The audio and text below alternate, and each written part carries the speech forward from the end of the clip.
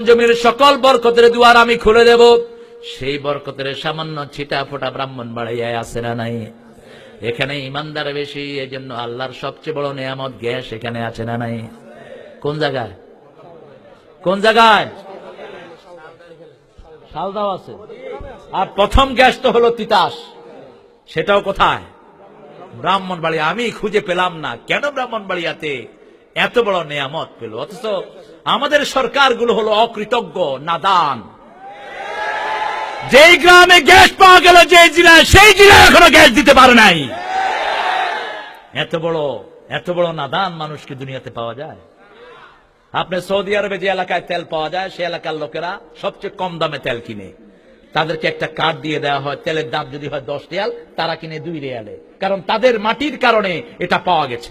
এই ব্রাহ্মণবাড়িয়াতে আল্লাহ জিকির আছে না নাই?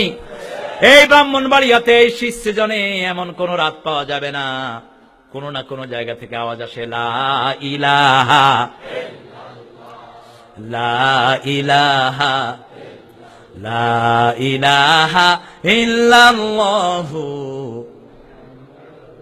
আল্লাহুম্মা লা মানিআ লিমা আতাইত।